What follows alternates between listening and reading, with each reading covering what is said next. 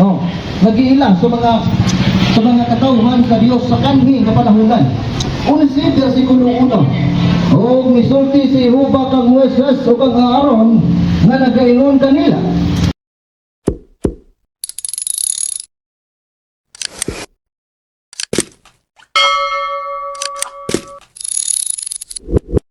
Isulti mo sa mga anak sa Israel nga nagaingon, kini mao ang mga buhing mga butang nga mahimo nga pagkano ninyo gikan sa nang mga manak nga naa sa ibabaw sa yuta. Kinsay gisultihan? Versikulo 2, tinaw ang masabtan nato mga higala. Nagaingon ang Dios, isulti sa anak sa Israel. Wa man ta kita malilong libot, pero wa man kita nimong anak sa Israel. Tinaw, klaro mo kita mga higala o asa kita nagigan kaliwatanan. Muna nga, masabot na ito rin mga igsoon ko ng Kristo na ang balaon sa pagdili sa mga example ka ng baboy sa Leviticus 17, muli na katong mga katauhan sa unang kapanahunan nag-iila sa Diyos ba? Mga Israelita na.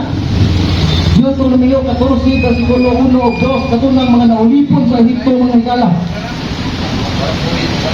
Unya, gihimo ni siya karon nga wali sa giila nga mga bantay mga sabado mga higala.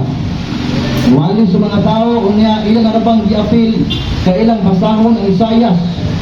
Nasa katapusan kunong panahon moabot ang Ginoo uban sa alimpulos ang dalag kalayo uban sa galugdog unya sunugon ay sunugon. Unya ilang ipasantop sa mga mahuna sa mga tao ilang walingan. Uy, ang tanan nga nakaon ug kaming baboy, uy. Nagkakaon ug kaming baboy pagkasunugon. Lipat naman sa igsoon higala. Kung ato na siya matagan sa pagtagad versikulo 20 na din ha masabot na to sabot-abot ayo mahigala. Na nakapokus gyapon na siya ng isyo dito sa mga Israelita na naulipon dito sa Egipto sulod sa 430 katuigan. Kaya kung tinuod pa mga higala na ang kining mga Kristiyano sa karong panahon na gidid-an pa sa pagkaon ani giila sa Leviticus 11 mga higala, dili unta o pamahayag nga itong Ginoo, dili unta si Kristo ngayon mga higala nga ang musunod sa lawas sa tao, sa babas tao, dili makahugaw sa putapulo masabta na siya. Marcos, sa libro sa Marcos mga higala niya San Marcos, ako lang yung isulti, no? Kaya upang maging siya nga topic na nagpagapagag isyo ng mga Domingo. Kaya naproban ng mga tao na nag-hit kaayo po siguro explanation na masabtan din po nila na naadi ay nagsuko ang Diyos. Kaya ang isuko, watay nabot atong panahuna mga higala. Watay nabot ani. Muna nga, kumakaon ka niya ng mga butanga, pakaon rin. Ulit na usan ako ka amigo na linan sa diha nga nagsasaguan nag-message siya ako sa nagkikigang dito bro na ibalik tapos Katoliko Brad ingon siya meron po nagbalik Katoliko Brad kaya mutabaho naman nagsabado kanya usok baga mo kaot baboy po muna napasalamat po ko nga nakabalik ko sa simbahan na tinukod ni Kristo. Ang tinukod pa, no? Except sa pila din ka mga sikta ko nga nangitna. Wala din na mga higala. Muna nga, tinukod pa nga. Kung pernohon ng mga tao nga mukaon aning gila sa Leviticus 11 nga hugaw, hindi na isulti ni Kristo. Sa Marcos mga higala. Marcos sa iyang Kapitulo 7 mga higala, no? Sanglit.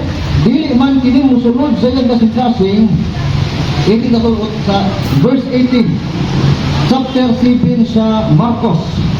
O siya mingon kanila, wala ba di ay usab kamoy pagsabot? Wala ba ninyo paladunga nga bisan unsay musunod sa tao gikan sa gawas, dili makapahugaw kaniya. Sanglit dili man kini musunod sa iyang kasing-kasing, kundi nganha man lamang sa iyang tiyan o busa iga-itsa sa gawas. Masabot kayo mga higala. Muna nga magamit sa ganit yung teksto yun. So, dili man papi din natin ang pagkaon ng pasabutin ng mga higala. O, Marcos City 5. Ilang pasawag ko teksto. Yung teksto sa mga chapter ng higala. Usahay ka dito, magabalik na sa mga paglupat sa mga ng magwaliba. No? Usahay, magamit ang tekstual, ipamatuod na hindi ko babasa. Pag humag o malipit na po, magamit na po contextual, contextual, no? O kita na po yung magamit aning textual manigala, ano sa doon? Di man patao ng pasabot. O sa manda, di man yung Isos. Natanan na musulod man. So, binudo ang mga higala na kami baboy kay musulod man na siya. Dami, gusto na. Kaon, eh? Muna nga ka na ilang wali ng pernahon mga higala. Ilahan lang na nga hunahuna mga higala na fiction mga huna ba. Mugna lang na sa ilang mga hunahuna. Kay mismo ang ilang founder. Ang ilang na founder nga si Lynn White ng higala ganit. May mga libro anak nga basa nga itong mga igsoon ng mga Catholic Independent. No, nga si Lynn White. Nag-ilan na founder ng higala practical hap-hap o karambabo. No? Muna nga pag-abot ko ng higala sa katuigan nga meron 180. Hindi na, pakitaan si Lynn White o panahon.